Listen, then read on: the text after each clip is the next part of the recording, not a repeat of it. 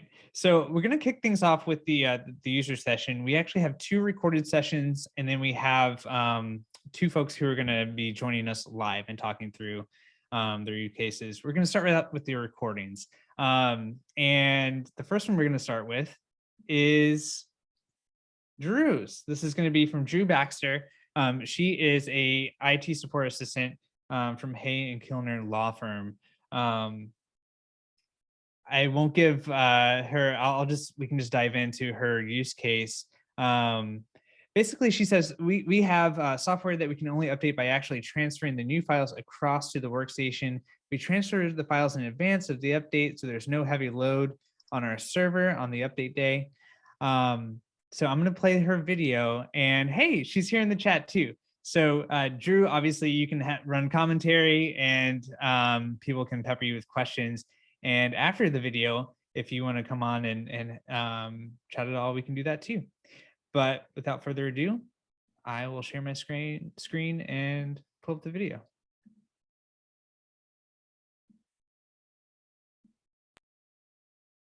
This is just a short demonstration of how we've utilised the automation available to us in NinjaOne to update our legal case management software.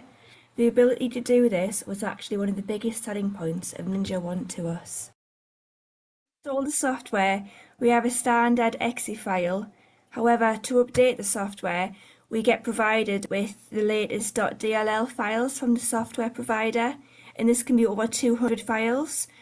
Our main goal is to copy across all of these new .dll files into the workstation's C program files x86 folder. This overwrites the old files and replaces them with the new one. This was a huge task back in the day when the files were copied across manually on each workstation.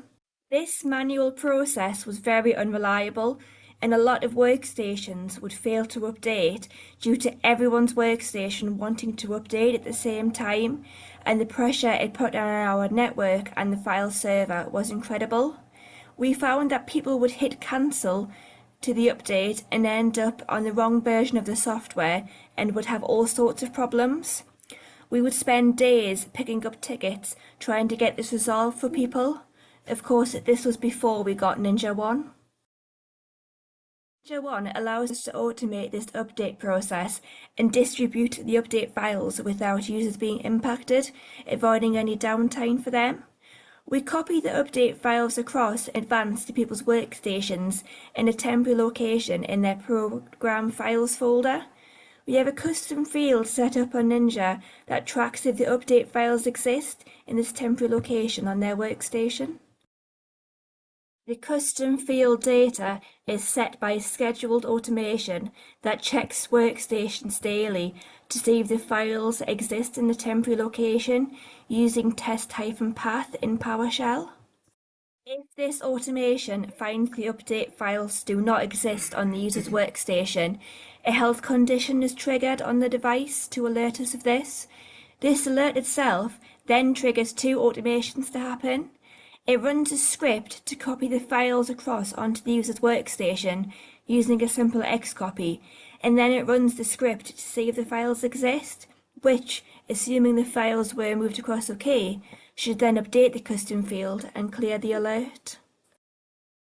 We perform a database update over the weekend as part of our software update, and then the last working day before this, we set away another automation on the workstations to tell them to copy the files across from the temporary location to the actual location that the legal software uses, meaning that the new .dll files will be used from then on.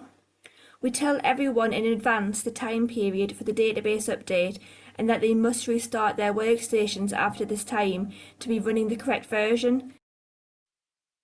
So what if people don't listen to us and don't restart their workstations?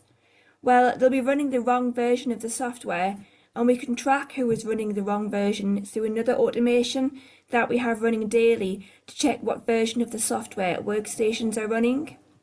If they are running the wrong version, this again sets a health condition to alert the IT team, and we look into this manually to see maybe if the device never got the update files in advance, or maybe they never bothered restarting their workstation, or maybe something else went wrong. Being able to automate this through NinjaOne has saved my IT department hours of work updating the software manually for people, and has saved the workers in our law firm hours of time where they would have been waiting for the auto update to complete.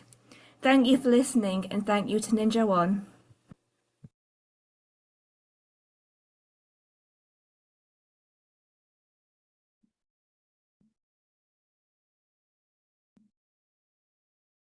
Thank you so much for that, Drew. Fantastic. Yeah, absolutely. No, I'm super happy that you shared that.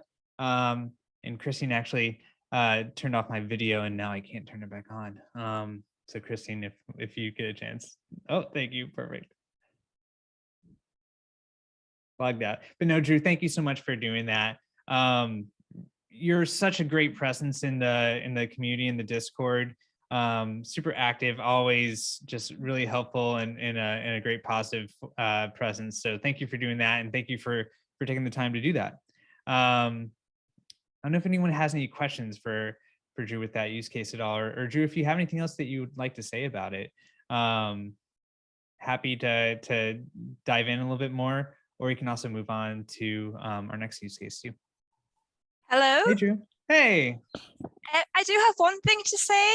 Yeah. I realized that 2 sessions ago, it was the first automation demonstration actually on Ninja itself. They were describing how you create software, how you create groups, and they were talking about it was when we were talking about Cisco Umbrella and Chrome, and I realized something I didn't include on my video, and this is probably a mark against the developers of the software. The reason I didn't do a group or a search or anything like that is the software version just shows us version 1.0.0 every single time. So I have to use the custom field to be able to do that. Oh no. Yes. As Stephen I know. Oh God.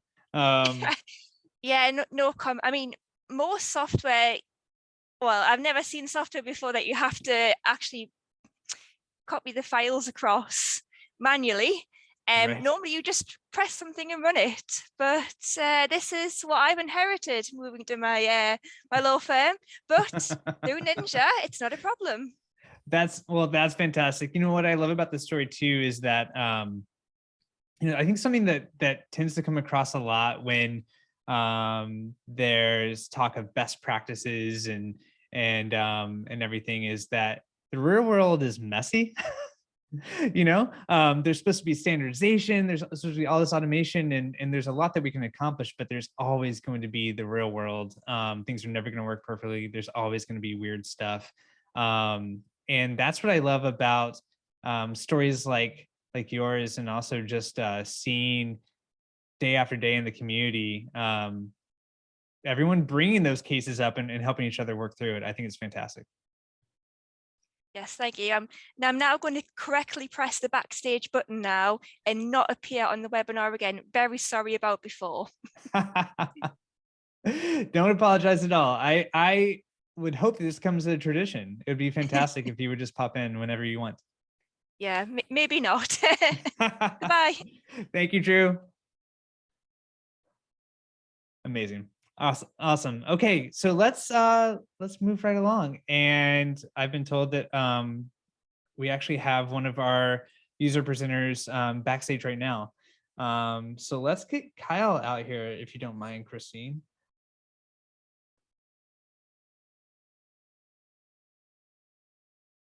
We've got Kyle Thompson. He's the manager of global infrastructure operations at Patra. And I'll let him tell a little bit about what all his role entails, and maybe a little context about Patra too would be great. Kyle, thank you so much for taking time out of your busy day and joining us. Of course. Give me 1 sec here. I'm on camera. There it is. There it is. Thanks, Jonathan. Good to see you too. Happy to be on. Let me get my screen shifted over here real quick. All right.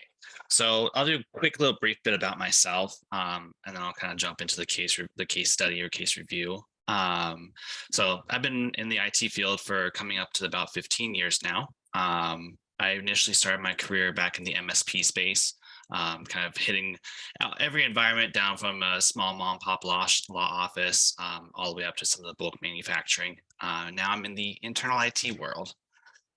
So kind of as you said, Jonathan, I'm the global infrastructure manager at Patra.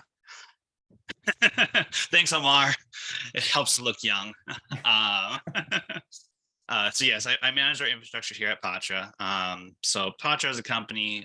We are a back-end insurance processor. So a lot of the work that goes behind the scenes to make the insurance world work, my company takes on a lot of that work for some of the largest insurance companies in the world, and we help offset a lot of their labor costs on those. So our company, we're about 6,000 employees. Our main base is in California, just outside of El Dorado Hills, with majority of our employees here in the US and India. But we are pretty well geographically spread out. We have people also in the Philippines, Canada, some places in Europe. We're pretty well all over the place as well. Kyle, why don't you, with a company of that size, I imagine IT is a sizable team, and there's probably different excuse me, I'm trying to hold it in. I thought I could do it, and I just couldn't do it. Excuse me. But no, it's a sizable team. I imagine there's different divisions and everything. Can you talk a little bit about your role and specifically what you're responsible for versus what maybe other departments or teams are? Yeah, so we have about a little over 100 employees right now, just in the IT side. We do have several different divisions. We have our help desk side. I have my side. We also have a client support team. So on my part, I handle everything from servers to networking, cloud integrations, parts of our IDP, as well as super management over Ninja, and pretty much everything that interconnects, as well as escalation support for all the other two teams. So when any of either our help desk team can't figure something out or our client support team can't figure something out, all that will end up getting escalated over to my team. And at the end of it, if worst comes to worst, it comes to me. It rolls uphill to you. Yeah, it does. Excellent. Well, no, thank you so much for that background. And yeah, why don't we talk a little bit about what you wanted to share? I know we were going kind of back and forth, and you were deciding between a few different things. Yeah, what'd you bring for us? Yeah, so the case I'm going to be focusing on is on BitLocker, and just some of the ways that we've implemented deploying BitLocker throughout our environment. We kind of had a little bit of a messy start, so I'll kind of hit on there as to where some of our problems were and how we were able to overcome them.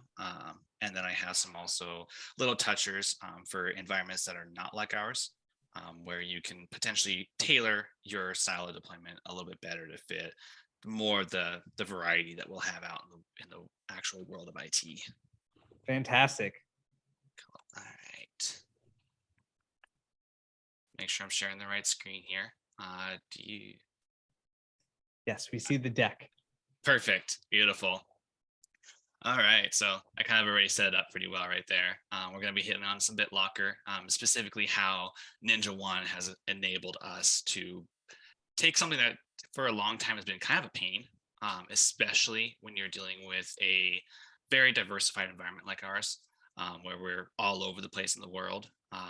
People are rarely on at the same times. We run 24-hour shift. So we have 3 different shifts, 8 hours a day. People are always on, people are always off. So Ninja's allowed us really to kind of step into that problem and actually handle it rather easily. So jumping right in, I'm sure majority of us are pretty well familiar what BitLocker is. But just a quick review. So BitLocker is a built-in Windows feature that allows for disk level encryption. It is provided starting at, I believe, Windows Pro licensing and above. It's most easy to use when you do have TPM chips. In most cases, if you've had a computer within the last 7 years, you probably have a TPM chip. So as we're going into actually my case study, every single computer in our environment does have a TPM chip. So our deployment is rather simplified on that. That said, if you don't have them because you have older machines or whatnot, there are definitely ways to handle that. It just makes it a little bit more complex. Alrighty. So again, I'm going to have some assumptions here. As we all know, the scripting world is not universal. There's always going to be some parts that are not going to work for certain environments, certain machines. The example I'm providing and a lot of the scripts I'm providing are built for the very basic, simple level. You can always take these and go to a far higher level of complexity. For our side, we were able to keep it simple, able to keep it straightforward. I'll give you some examples towards the end of how you can take this to a different level or where you can start adding in customization. But again, I'm going to try and keep this as simple and kind of let you guys add up on it as you want. So first assumption we have, our environment does have TPM chips, as I mentioned. So all these scripts are going to assume that TPM chips are available. If you don't have them, there are already actually on the dojo, there are some alternate scripts you can use that have if-then conditional statements where you can look for TPM enablement. So that's an option out there if you already have that situation. I'm not going to cover that one too much. Otherwise, I'm assuming is I'm not using Active Directory. When I was going over kind of determining what case I wanted to hit, for our environment, we do have a mixed. We do have people who are in our office who are on AD, but then we have a lot of people who are not in the office and not on AD. In the end, there's not that much of a change. The two major ones that I will point out is on some of the group policy settings that you'll set. Instead of doing a local group policy, you may end up using Active Directory group policy to set a number of settings for BitLocker. The second part would be in relation to storing the BitLocker key. If you are on an AD joint environment, you can also store that to AD. But that's just one part I'm not going to hit on. Again, there's a lot of stuff on the dojo if you want to add that part in. And then I do actually have a link. Jonathan, how would actually be the best way? I have a link that can point directly to group policy settings for this. Yeah, I mean, we can drop it right in the chat. We can also, we'll follow up with in the email and also the landing page, we'll update it with like a big link of all the resources that are mentioned. Cool. So for right now, if you want to drop in the chat, I know it's not sticky there, people will lose it, but we'll follow up with them and make sure they get it. Yeah, let me flip this guy over really quick. Drop this guy in here. This is one of the very helpful articles I found. Group policy is going to be one of those areas that I'm going to gloss over more because there's so many settings we can have in group policy when it comes to BitLocker deployments. So I'd rather give you guys a resource where you can kind of dig into it a little bit more, and then we can explore that more at a later date. Next one I'm going to hit on is when you're in the password. So because I work in internal IT, it's a lot easier for us to use single passwords for the actual encryption password part. This is probably not applicable for any of the MSP world out there where you may have 25 or 100, 200 different clients out there. Probably don't want to have the same password set for all of them. So in a lot of the samples I'm going to provide, they will be formatted as if you have a set password, but I will actually also show how you can use a variable through NinjaOne to actually deploy BitLocker using passwords. And then last one, this is also going to assume that we are going to be doing a manual push. There is another way that we can also automate it. So I'm going to show you how we did this initially, and then how we can actually, again, leverage other tools that Ninja has available to automate a lot of this through either workstation onboarding process or variable identification. All right, so as I kind of mentioned in our environment, it was a little messy. So one of the first things we actually had to do is remove BitLocker. We had a bunch of computers out there that had it, a number that didn't have it. So rather than trying to piecemeal together where we need to be, we just said, all right, let's just kill it all. remove it all. So here I'm actually just going to provide you a very basic script that we use to run through. We have this little top part. This is all developed within Ninja's own scripting platform. So here we quick little part up there. We're setting some permissions, getting the execution policy defined. In this case, we were using a local administrator account. If you have a domain administrator, likely it already has access to this. And for here, we decided to identify it as ourselves. The second part here, this is optional at this stage.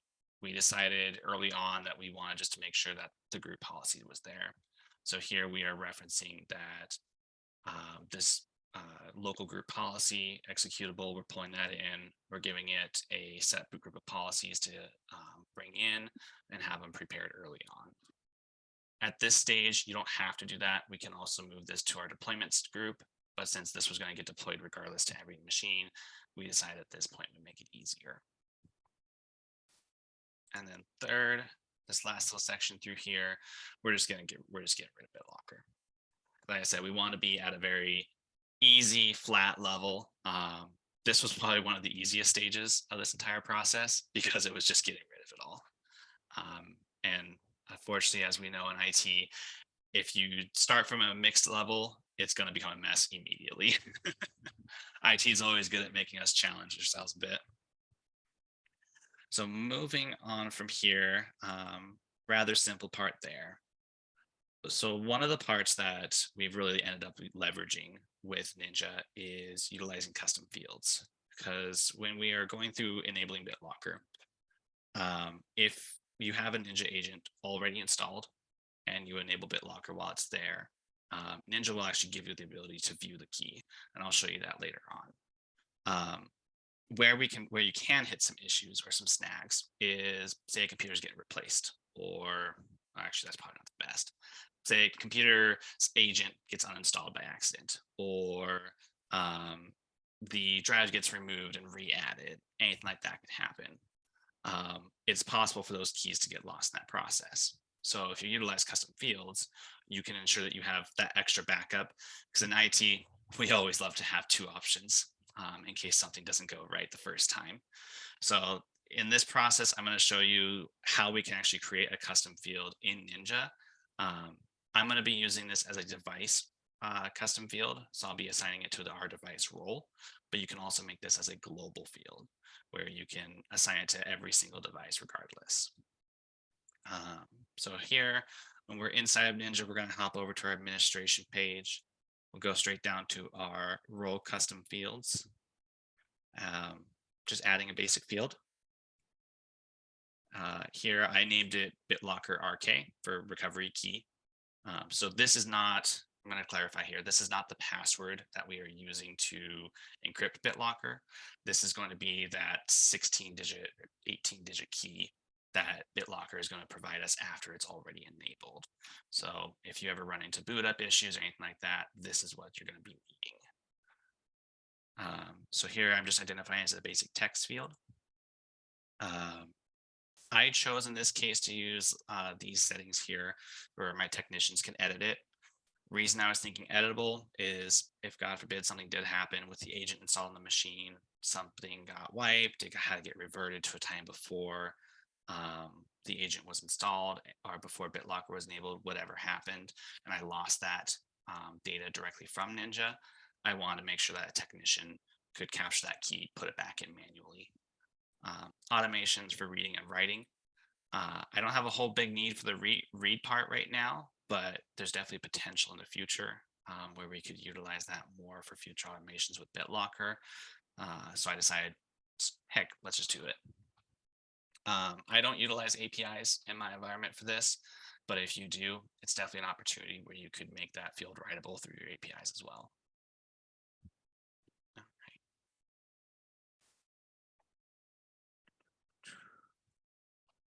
And then here, I'm just going to hit on how we would actually add this to the devices. So when you're going through your same, we're under that administration pane. We're just going to hit to roles. In our environment, because again, I'm in an internal IT, we utilize just a single device role. primarily across our environment. So all desktops and laptops are basically going to get the same guidance when it comes to patching or monitoring, anything like that. For even larger environments, I can definitely see where you may have more groups available, or where you may have to have more roles for separation, and definitely in the MSP world where you may have to have different roles dedicated to different clients, because different patch schedules, whichever may be necessary there. So in this case, I made it simple, but to add it to multiple different roles, it's the exact same process. So here, just after I've gone into the edit area, I'm just adding in my field. I identified my BitLocker RK, and it's pretty much good to go there. So now I'm moving into my deployment stage. As I said, this is a very simple script. I try to keep it as base level as I possibly could for initially.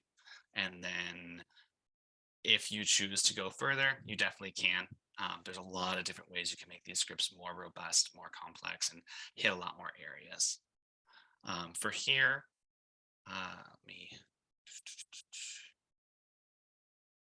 there's the laser pointer. Cool.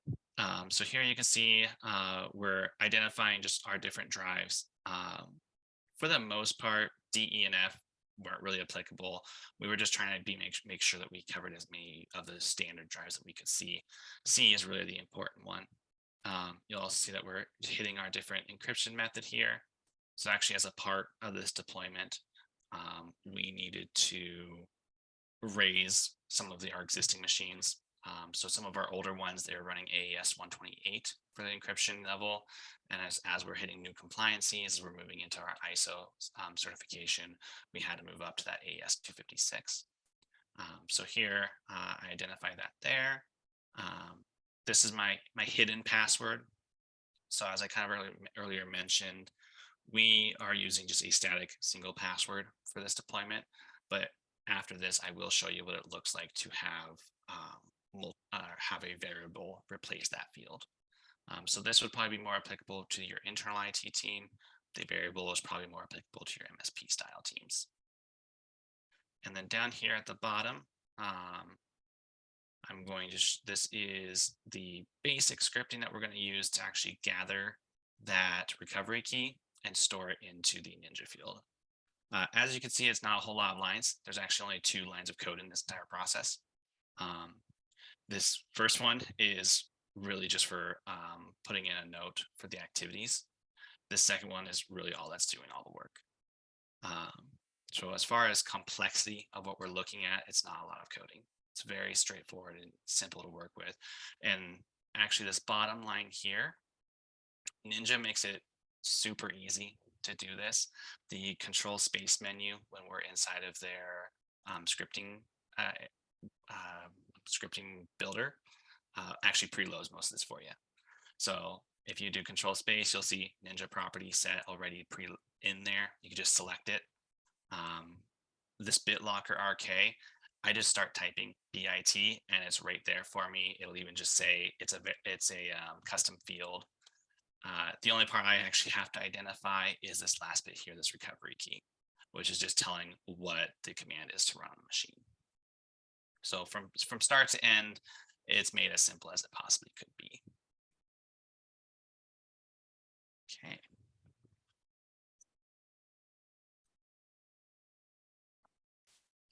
So as far as main deployment is, that's really the extent of it. Two relatively simple scripts to remove what I have and to push it out. Now, this is the next part I'm going to hit on is where we kind of take this to a different level with Ninja and how you can really make it a lot more flexible to your environments. So the next option is to use a variable.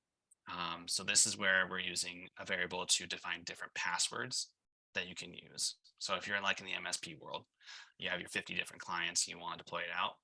In most environments, you probably don't want to use the exact same password for all 50 different clients. So here, when you're going actually through the deployment process, using a variable will allow you to identify a different encryption password to use for each of those clients, with adding almost no extra complexity to your process. So when we're inside that Ninja scripting window, over on the right side, we have this nice little field for script variables. We're just identifying a string text in this case, because it's just a short string for a password. And then here, I'm just naming this as BitLocker password. I am marking as a mandatory field because if you don't have it, you ain't gonna have a very successful script. And then over here, I'm also going to identify it to run a system. If you can change this, so if you have defined local admins, if you have defined domain admin that runs for your entire environment, you can just set it there instead, and it will grab whatever your preferred is or whatever you end up setting up in Ninja. So then looking over at our actual script, you'll notice here in the password field, I didn't blink it out this time. It just sets this environment variable. So what it looks like is when you are actually, oh, sorry, this is what I meant to have over there. So when you're actually running your script, this value right here, this is where you'll be able to actually put in that unique password that's going to be for each of your environments that you're pushing this to. Just one of the many ways you can make this a little bit more flexible to the different environments that you'll be working with. Next, I wanted to show you how you actually view the encryption key. So there's a couple ways I'm going to point out here. This is our first one. So this is when you go into Ninja, you're actually looking at a device. Inside the details field, you'll see all your different volumes listed, and we have this little recovery key option here with our multiple dots. So if you click those dots, you'll actually get a little window that pops up with your BitLocker key listed here. The other way is using that custom field that I showed you. So in our custom fields, we'll also see this. And if we did everything right, these numbers match. And in almost every case it does. Sometimes weird things happen. One thing I did not address in here is if you are working in an environment where you do have multiple different drives. So if you have a C drive, a D drive, an E drive, and it's pretty consistent in your environment, there is a one-to-one mapping between your volumes and your custom fields. If you try to have too many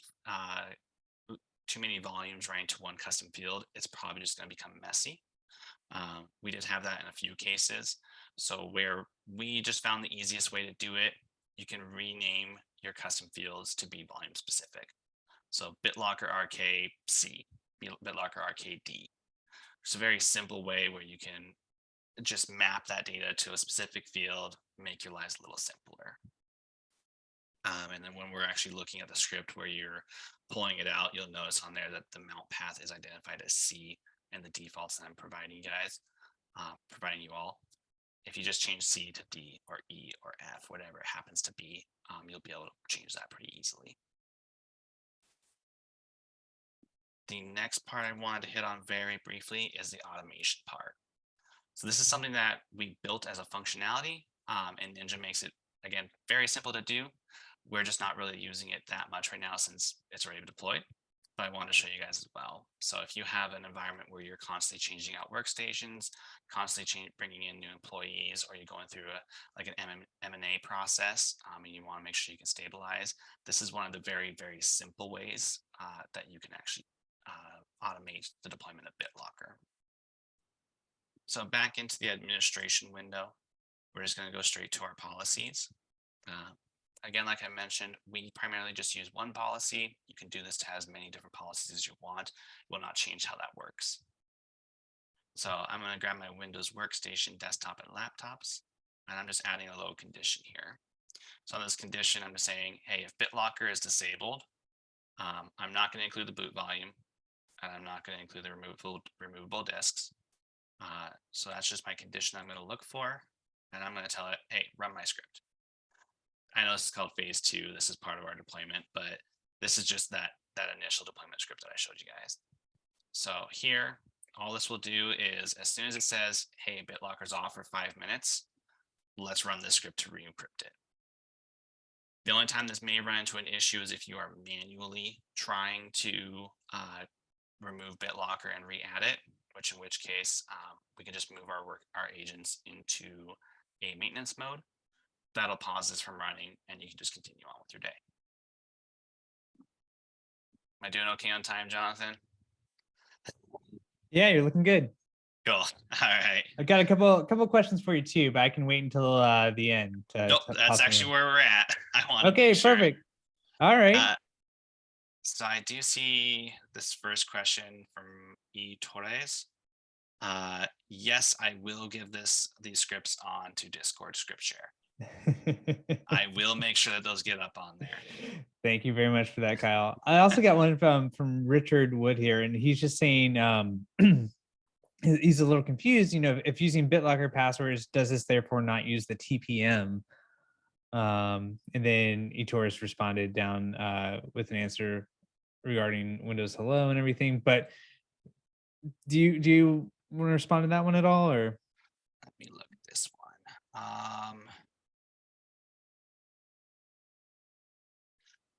Okay, so yes and no, Richard. So where the TPM will come in fact is you can use BitLocker to encrypt a drive. TPM is required for the point where your C drive is being encrypted and when you're using auto unlock. So as part of that first script I had on there, there's the enable auto unlock. That's the part that really is going to rely on that TPM chip to make sure that nothing's physically changed. So as long as nothing's physical there, TPM will say yes, the auto unlock will unlock the C drive. Otherwise, if you do not have TPM and you just set the password, every time that machine tries to boot, you will have to put in that encryption password just to get into the device.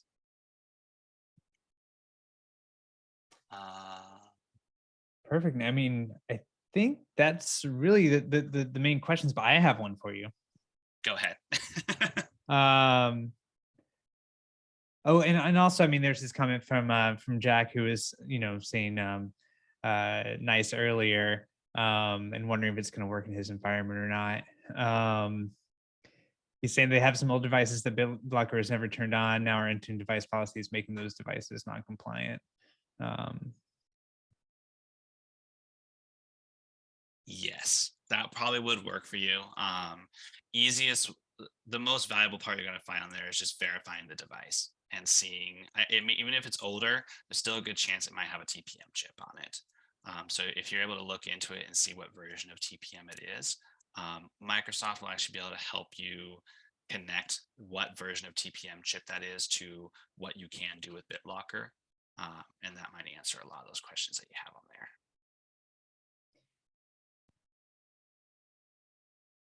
So Kyle, I do have one question for you. That's right on with that one. Yeah. So and this goes back to really the first session of the day. You may not have seen it, but it was Gavin and Dan from our team who Alex, we will get to that one, I promise. Gavin and Dan from our team were delivering more of a they built automation teams at their MSPs, and in getting the buy-in to do that, and then also rolling out their first projects and looking for adoption, they made a lot of mistakes. Things did not go well, and they had to kind of learn on the fly and adapt some things. I'm just interested from your perspective in your situation now, when you're looking for potential things to automate. You know, this is an awesome example, and I appreciate you sharing that, but I'm also interested in just kind of your mindset around automation and how you discover opportunities, and if there's been any learnings that you've had in terms of you know, kicking off automation projects or getting buy-in or getting adoption at your organization right now. Of course. So I think just as with every IT team, we always are running into the issue of, do we have the resources? Time investment to do just about anything kind of takes the forefront. So when we're kind of going through, do we want to automate or do we want to do something manual? Our first set that we're always hitting on is, what's our break-even point? If it's something that takes 2 minutes, we have to do it to 200 computers, we might just manually do that. Now, if something that takes an hour, 2 hours, 3 hours, and we have to do it to our full 5,500 endpoints, we're probably going to end up automating that one. Kind of at the same point though, as when we're going through that process of trying to identify automation, the hours is just the first check. So we have to identify, is this something that we can reasonably get into automation? Do we have the expertise? Do we need to pull on other teams? Do we even need to outsource somebody potentially to actually develop some of this scripting?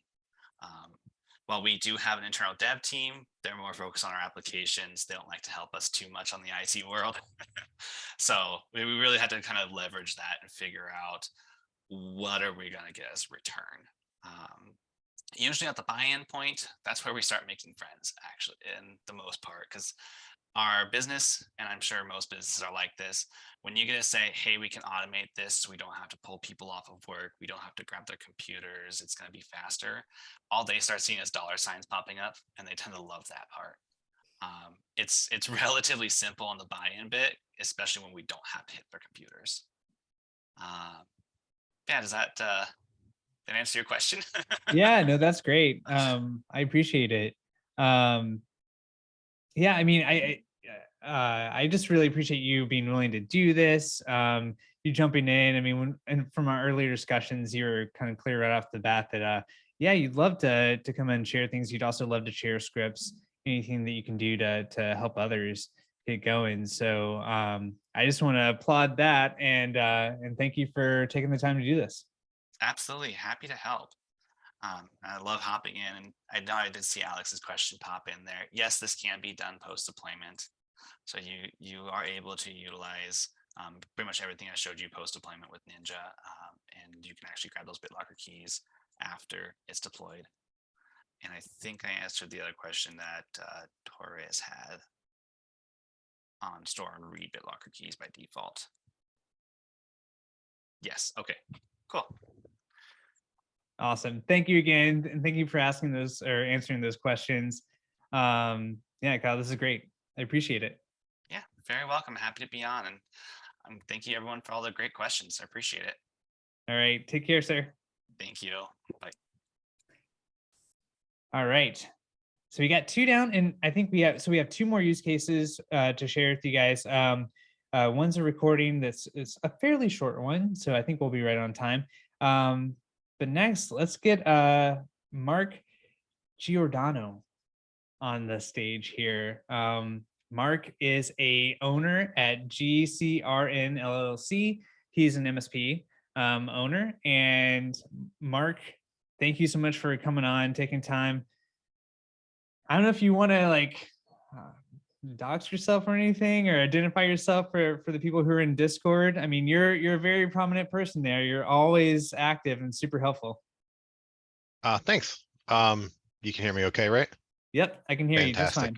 Yeah, my a shameless plug, I guess. My name in Discord is Antivenom. Forgive me if I'm a little coffee. I've been just getting over being sick for like a week and a half, so it's been a pain. Yeah, I had a feeling if Robert was in here, I was going to see AI Venom in here somewhere or another. Yeah, so the name comes from comic books. I am a huge Spider-Man nerd. Nice. I have random Spider-Man related tattoos in random places, so I just kind of stick with that kind of thing. Amazing. Awesome. I am also battling illnesses constantly. I've got 2 young kids that are in school, including a 6-year-old who is super into Spider-Man. I'm like cultivating this. And so, yeah, who knows? Maybe he'll have strange random Spider-Man tattoos in random places one day. Hopefully not too soon. Not too soon. A Yeah. couple years still. Yeah. Hey, thank you so much for coming on and offering to do this. And so we were talking a little bit about what you wanted to share, and you had a few ideas and everything, but the thing that you came back around on is something that obviously a lot of folks, I mean, everybody deals with this, right? In fact, I mean, earlier when we were hearing about automation use cases, and we had Adam Bertram talking, he said user onboarding is like one of the most popular, common automation tasks or scripts that he's talking about. You're pushing from the other end, offboarding. So yeah, what do you got for us? What did you want to talk about in terms of offboarding?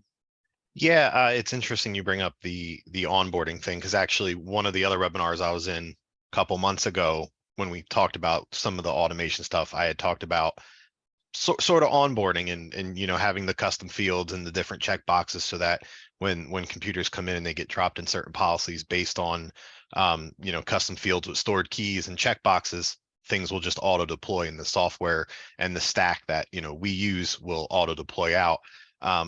So this is exactly that. It's the flip side of that.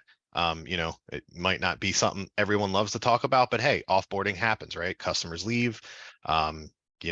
Maybe you fire a customer because they're not a good fit anymore, or maybe it's just individual devices. However you swing it, there are times when you need to remove your stack, you need to remove all your tools, and manually doing it isn't fun. So yeah, that's the idea behind just kind of creating a small system, a small automation way to just kind of go through and look to see what of your tools of your stack is still there and pull them out before, I guess, officially retiring or removing the Ninja agent from the machine. And I imagine, there's like cost components to this, having things out there that you don't need anymore, you don't want. There's also security components of it too. I mean, I remember a couple of years ago, Huntress highlighting, I think it was a disgruntled former employee still having access to things that he shouldn't have and causing a lot of harm that way. So yeah, I imagine there's a lot of reasons to want to be able to be on top of this. Yeah, absolutely.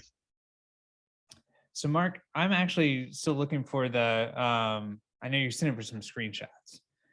And while we're getting those, and I apologize, but while we're getting those, do you want to just talk a little bit about kind of what you're going to be showing? And also that question that I gave to Kyle, which is, whenever you're thinking about really your priorities for what to automate, how you kind of work through that and what you've seen, maybe if there's things that have worked better and have not worked for you in terms of the process and everything.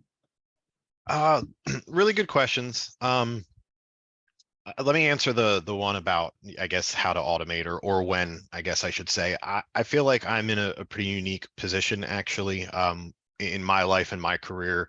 Obviously I'm an owner of a small MSP. That's what I'm representing today, but I also do work for others. And the one particular MSP that I do work for is extremely large. I run their RMM department, 30,000 plus endpoints. I'd love to eventually get them over to Ninja. That is the goal. But being exposed to such a massive scale of devices, you are forced almost daily to look at, okay, where can we even shave 10 minutes? If it's a repetitive item that's going to happen, generally it'll be, hey, this needs to be done. And you start to ask questions, right? It's, is this a run once thing? Do you only need this one time? Is the customer just asking for this once? Is this a task you're just doing once? Are you doing it a couple times? Maybe once every 6 months? All right, maybe it doesn't really need to be automated, but it does kind of go on what Kyle said too. It's both time and the amount of devices you need to do it on, in my opinion.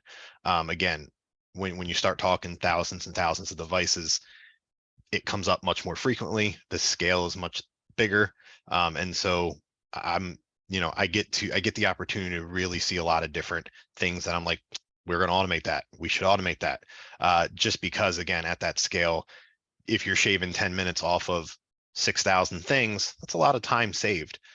So it really depends on the support teams and how much they're going to be running something over and over again for a lot of their work. So, I always tell them my goal is to make your job easier. It's to make things happen so that they don't have to spend the time doing that and can focus on actually, perhaps fixing root issues elsewhere. And then, there's a lot of almost dev type stuff around automation too, that's behind the scenes that, people don't necessarily request or see. If we happen to come across something, just something new that we're like, all right, we've now seen this pop up a couple times, over a few of our customers. Maybe it's something we should start proactively looking for. And so we'll think about and develop a way to actually monitor whatever this particular error or issue or, erroneous perhaps condition is. And then we'll build something around that to kind of proactively attack it versus just waiting for it to hit and then, being reactive. to it. It's obviously much better to take a proactive approach. So again, I'm in a unique position. I get exposed to a lot of devices, a lot of different things. So it really helps to pick the brain and focus on what's the next thing that I can automate today. And then what about for people who are on in the audience here? I think about this a lot in terms of entry level and career paths. And obviously some people love the help desk. A lot of people want to get out and like do more complicated things. Any advice for that in terms of, you've obviously got yourself in the position, you're an owner, but you're also running an RMM team. Any advice on how people can take those first initial steps? This might sound corny, but a lot of it is passion, to be honest with you. In fact, just recently trying to bring somebody on board to help with RMM related items, through an interviewing and hiring process. You chat with these people and you kind of see where their head's at, and if they really have a passion for it. I've spoken with people who are like, yeah, I can script, I can do this. But when you really start to talk to them, their passion just seems elsewhere, and I even had one person where I was like, man, you actually sound like you'd love to do project work, like actual project work, Azure deployments, AWS environments, whatever. That's where your passion seems to be when you talk to me about things. So I think if you really are focusing on automation and like the RMM world, you have to have a passion for scripting, for coding, because if not, it can get boring, it can become complicated, and I'd like to say it's easy, but it's not. Like, there are definitely easy aspects to it, but once you start getting into larger things, more complicated things, I mean, there's a world of things out there. I've been doing it for a long time, and I still feel like, I make jokes in the Discord every day that I'm learning new stuff every day. Regardless of how much I may already know, there's so much out there to learn. So it's definitely passion, I think, is the number one thing. You have to love what you do. You have to love the coding, the scripting, and then you just got to put your mind to it and continue to learn and grow and understand the different concepts, and be willing to know maybe when you've bit off a little bit more than you can chew, and get the help where you need it.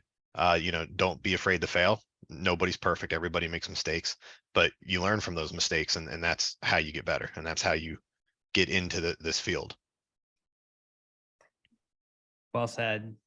I do have your screenshots up, and we're a little light on time, but we can go through this. I can pull up a slide here, and we can walk through a little bit of what you're talking about. But what do you think? Can we do it in a couple of minutes, or do you want to? Yeah, we can blow through it. It's fine. It's easy. It's simple. See, this one's easy.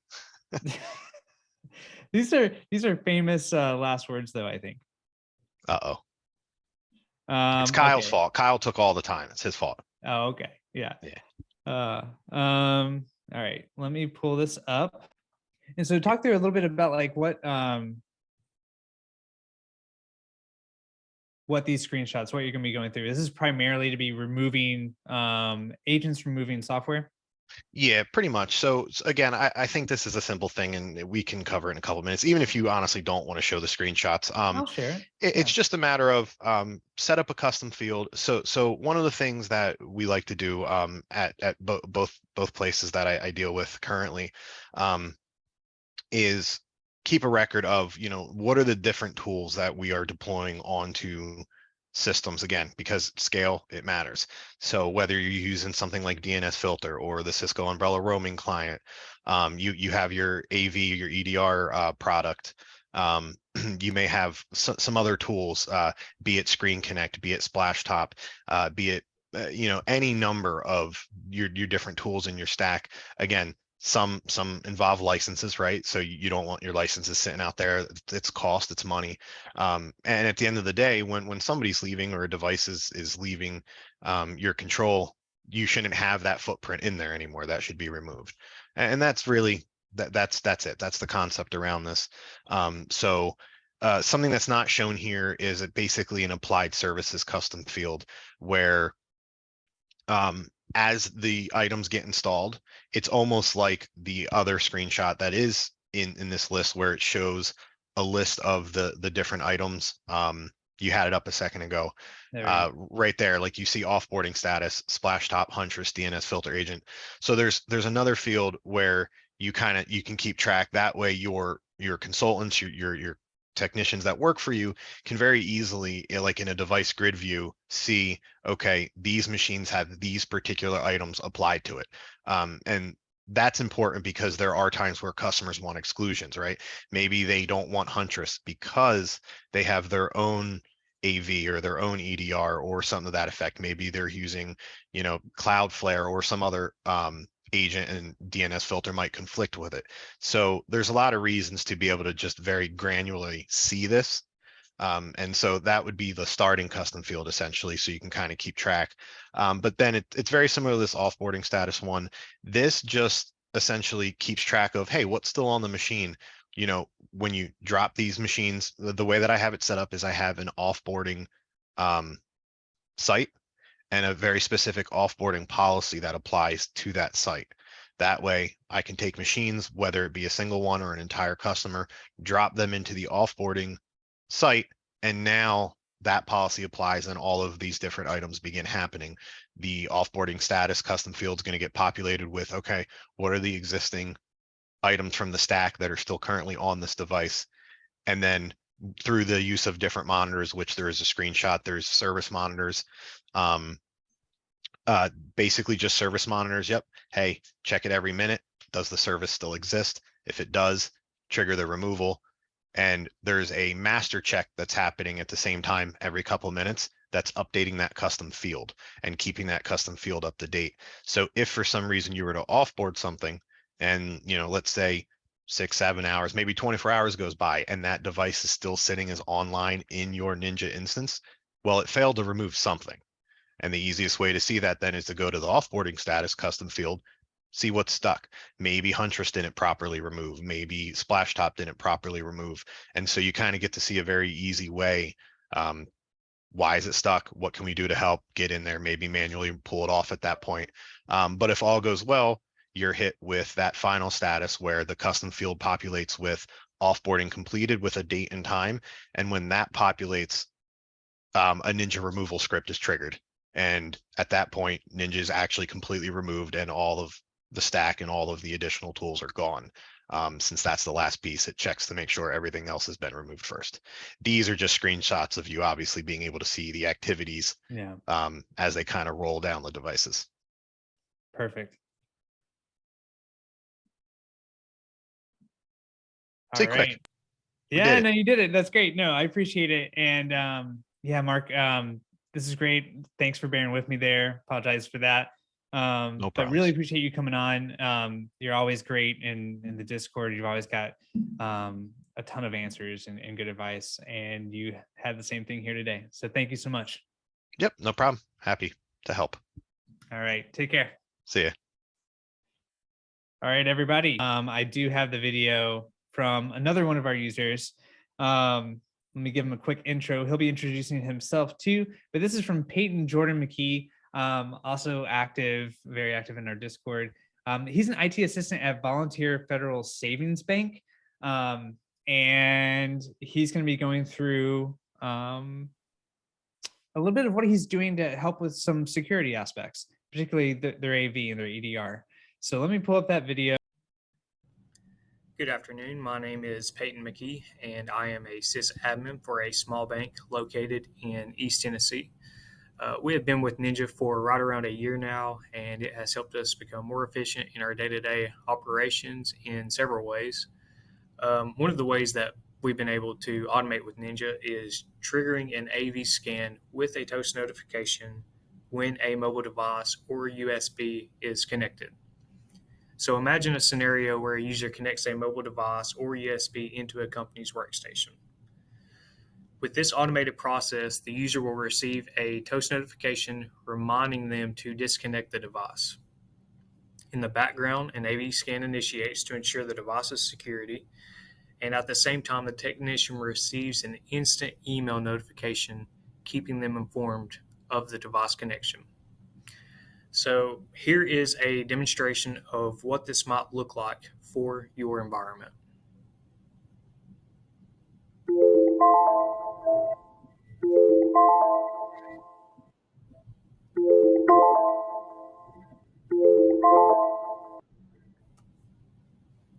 So after an end user connects the unauthorized device into the PC, the technician will be notified via email.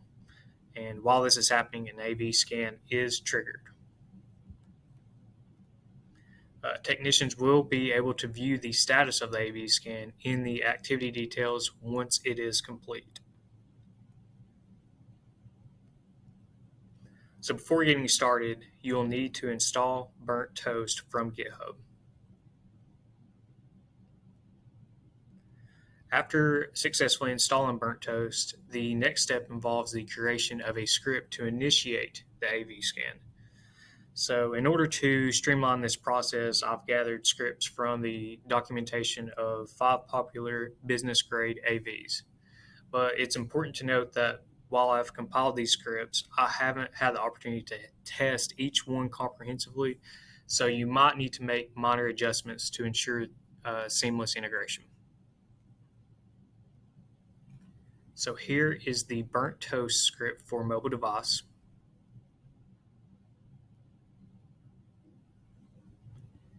And here is the Burnt Toast script for USB device. Here are the device detection scripts for Android and iPhone.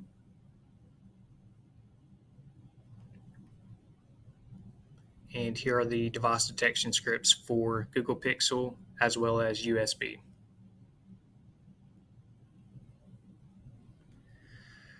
So once you've added the scripts for toast notification and device detection, you'll need to add a condition. So as you can see from this list, I have already created conditions, but you'll notice that we have separate policies for different makes of phones. This helps us determine specifically what type of device is connected when the technician is notified via email. So to get started, you would need to select Add a Condition. And then you will select a condition for script result. And here you will have it run every minute with the output of connected.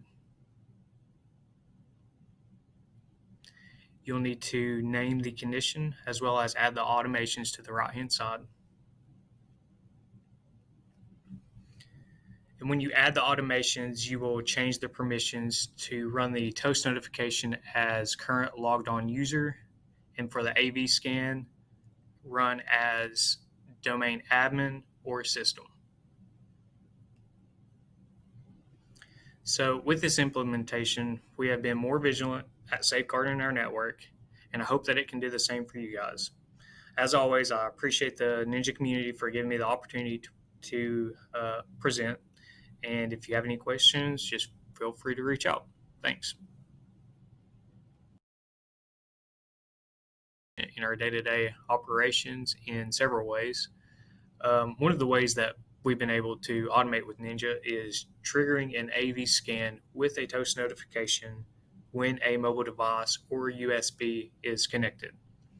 So imagine a scenario where a user connects a mobile device or USB into a company's workstation. With this automated process, the user will receive a toast notification reminding them to disconnect the device. In the background, an AV scan initiates to ensure the device's security, and at the same time, the technician receives an instant email notification keeping them informed of the device connection. So here is a demonstration of what this might look like for your environment.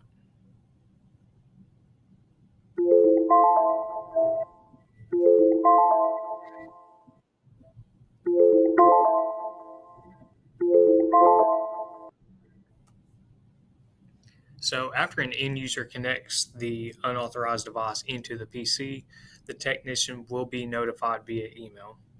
And while this is happening, an AV scan is triggered. Technicians will be able to view the status of the AV scan in the activity details once it is complete. So before getting started, you'll need to install Burnt Toast from GitHub. After successfully installing Burnt Toast, the next step involves the creation of a script to initiate the AV scan. So in order to streamline this process, I've gathered scripts from the documentation of 5 popular business-grade AVs. But it's important to note that while I've compiled these scripts, I haven't had the opportunity to test each one comprehensively, so you might need to make minor adjustments to ensure seamless integration. So here is the Burnt Toast script for mobile device.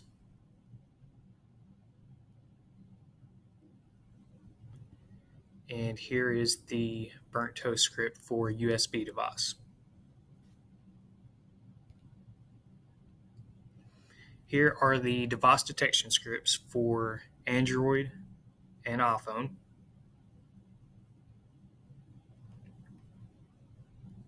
And here are the device detection scripts for Google Pixel as well as USB.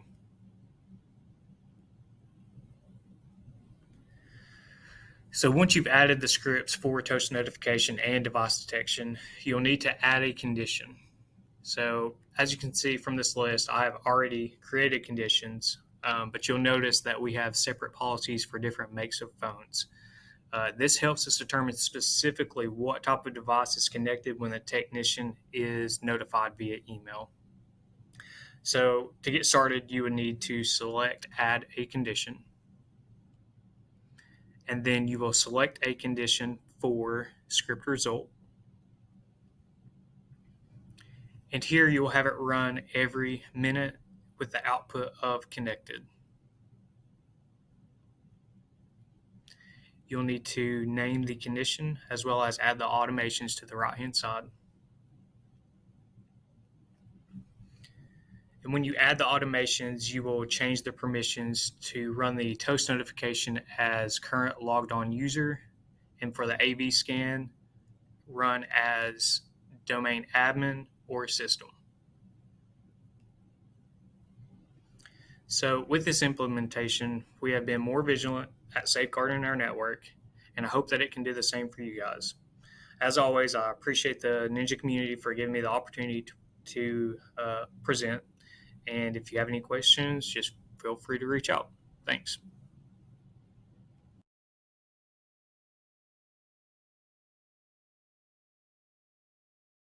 All right, great. So that was from Peyton. He's obviously very active in Discord too. So folks can jump on there. Got a lot of great videos, very handy. So that's great. I will pass that on to Peyton. He couldn't be live with us, unfortunately. But if you do have any questions, I'm happy to pass them on, or you can ask them yourself in Discord.